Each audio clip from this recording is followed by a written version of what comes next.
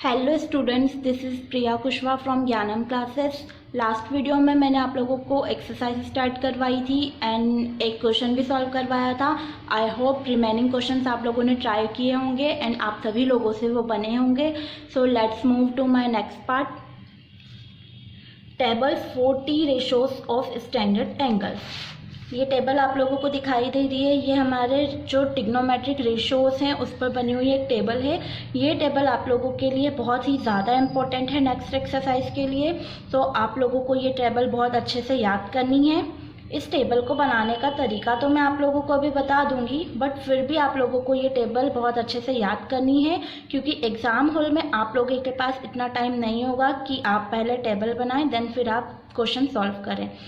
फिर भी मैं आप लोगों को एक बार बता देती हूँ ये टेबल बनाने कैसी है। देखिए, टेबल बनाने के लिए सबसे पहले आपको 0, 1, 2, 3 एंड 4 मीन्स 0 से 4 तक की काउंटिंग आप लोगों को लिखनी है। देन जो आपने नंबर 0 से 4 तक लिखे हैं उन सभी नंबर्स को आपको 4 से डिवाइड करना है। ओके, तो मैंने इन सारे नंबर्स के नीचे क्या लगा दिया है, डिनोमिनेटर में 4 लगा दिया है। अब हम यहाँ पर देखते हैं 0 को जब हम 4 से डिवाइड करेंगे तो वैल्यू क्या निकल कर आएगी हमारे पास 0। 1 एंड 4 तो 1 एंड 4 ही 1/4 ही रहेगा। 2 और 4 को जब हम आपस में डिवाइड करेंगे तो यहाँ पर 2 एंड 4 आपस में कट जाएंगे। 2 1 ज़ा 2 एंड 2 2 ज़ा 4 मीन्स वैल्यू क्या निकल कर आई हमारे पास 1/2। 3/4 तो आपस में कट हो ही नहीं सकते, इसलिए वैल्यू वही रही 3/4 एंड 4 आपस में कट हो गए। देन वहाँ से वैल्यू हमारे पास क्या निकल कर आई 1। ओके, अब जो नंबर्स हमारे पास यहाँ पर 4 से डिवाइड करने के बाद निकल कर आए हैं उन नंबर्स पे हमें लगानी है स्क्वायर रूट। तो हम लोगों ने यहाँ पर 0 के ऊपर भी स्क्वायर रूट लगा दी। जितने भी नंबर्स डिवाइड करके निकल कर आए थे हमने उन सारे नंबर्स पे क्या लगा दी है, स्क्वायर रूट लगा दी है। अब हम इन नंबर्स को स्क्वायर रूट के बाहर निकाल लेते हैं। तो हमने यहाँ पर देखा 0 की तो कोई स्क्वायर रूट होती नहीं है। सो जब 0 रूट से बाहर निकला तो क्या निकला, 0 ही निकला। 1 की स्क्वायर रूट 1 ही होती है। 4 की स्क्वायर रूट क्या होती है, 2 होती है। मीन्स 4 जब रूट से बाहर निकला तो काय में कन्वर्ट हो गया, 2 में। 1 का 1, 2 की कोई स्क्वायर रूट नहीं होती है, इसलिए 2 रूट के अंदर ही रहेगा। 2 को हम रूट के बाहर नहीं निकाल सकते हैं। 3 की भी कोई स्क्वायर रूट नहीं होती है, तो 3 को भी हम रूट के बाहर नहीं निकाल सकते हैं, तो 3 भी रूट में ही रहेगा। बट 4 की स्क्वायर रूट अभी हमने देखा क्या आ जाएगा, 4 बाहर निकल कर 2 में कन्वर्ट हो जाएगा। 1 की स्क्वायर रूट होती है 1।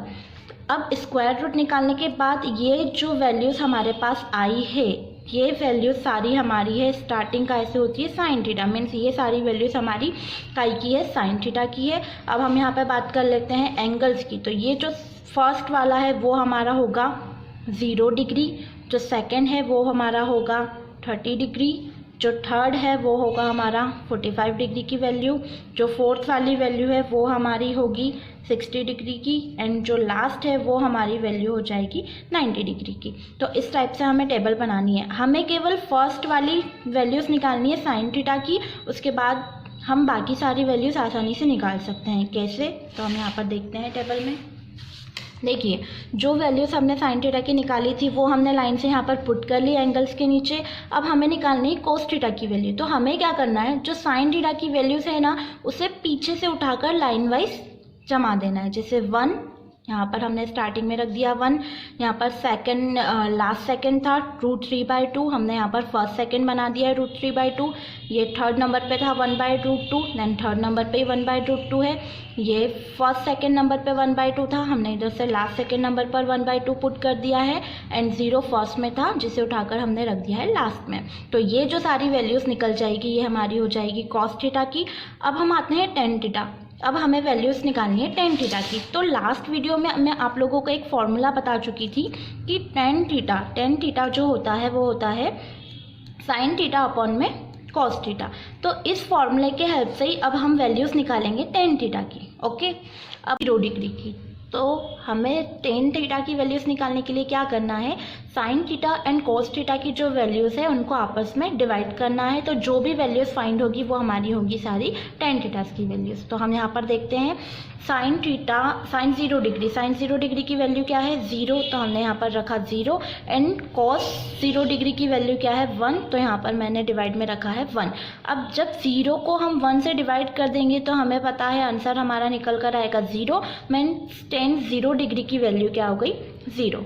अब हम यहाँ पर देखते हैं टेन 30 डिग्री की वैल्यूज़ कैसे निकालेंगे, तो यहाँ पर सेम प्रोसेस, वापस से हम यहाँ पर टेन थीटा के फॉर्मूले में वैल्यूज़ रखेंगे।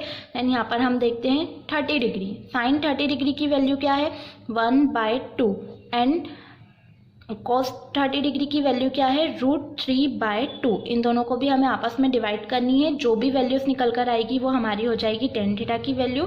तो हमने देखा है पहले भी कि जब भी डबल डिवाइड में आ जाते हैं, मीन्स नंबर जैसे यहाँ पर 1/2 का 1/2 रहा, √3/2 है, उसे जब हम उठाकर ऊपर मल्टीप्लाई में लेकर जाएंगे तो वो नंबर उल्टा हो जाएगा, मीन्स 2 ऊपर एंड √3 नीचे। यहाँ पर 2 से 2 कैंसिल होगा, वैल्यू क्या निकल कर आई हमारे पास 1/√3, मीन्स 30 डिग्री की जो वैल्यू होगी वो हमारी क्या हो जाएगी 1/√3। अब हम यहाँ पर 1045 डिग्री की बात कर लेते हैं। यहाँ पर तो हमें दिख ही रहा है कि जो साइन 45 एंड कॉस 45 है, दोनों की वैल्यू सेम है, मीन्स दोनों को जब हम डिवाइड करेंगे तो हमारा निकल कर आएगा 1, मीन्स 1045 डिग्री की वैल्यू हो जाएगी 1। इसी तरह जब हम sine 60 degree and cos 60 degree की वैल्यूज़ को आपस में डिवाइड कर देंगे तो यहाँ 2 एंड 2 कैंसिल हो जाएंगे, निकल कर वैल्यू हमारे पास आएगी √3। Sine theta sine 90 degree and cos 90 degree values को डिवाइड करते हैं। 1 को जब हम 0 से डिवाइड करेंगे तो वो कभी होगा नहीं, इसलिए यहाँ पर हमने लिखा है नॉट डिफाइंड। ओके, ये 3 sine theta, cos theta and tan theta की वैल्यूज़ तो हम लोगों ने फाइंड करना सीख ली। अब हम यहाँ पर बात करते हैं cot theta, sec theta and cosec theta की। आप सभी लोगों को पता है, लास्ट वीडियो में हम देख चुके हैं कि कॉट थीटा जो होता है वो अपोजिट होता है टेन थीटा का, मीन्स टेन थीटा की जो भी वैल्यूज़ होंगी उनको हम अपोजिट करते जाएंगे तो हमारी सारी कॉट थीटा की वैल्यूज़ फाइंड होती जाएगी। तो 0 डिग्री, 0 को जब हम अपोजिट करेंगे तो 0 का उल्टा क्या हो जाएगा नॉट डिफाइन हो जाएगा। 1/√3 को हम जब रेसिप्रोकल करेंगे या इसका अपोजिट करेंगे तो 1/√3 का क्या होता है √3/1, तो यहाँ पर वैल्यू हो जाएगी इसकी √3, बिकॉज 1 डिनोमिनेटर में लगाना इंपॉर्टेंट नहीं होता है। देन 1045 डिग्री, 1 का उल्टा क्या होगा 1 ही होगा।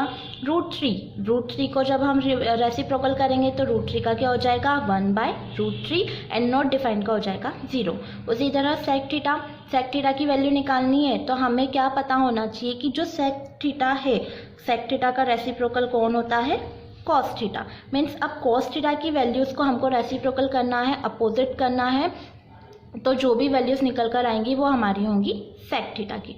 तो कॉस थीटा, कॉस 0 डिग्री की वैल्यू क्या होती है 1, तो 1 का उल्टा क्या हो जाएगा यहाँ पर 1। कॉस 30 डिग्री की √3/2, तो √3/2 का उल्टा हो जाएगा 2/√3। 1/√2 का उल्टा √2, 1/2 का उल्टा 2 एंड 0 का हो जाएगा नॉट डिफाइंड।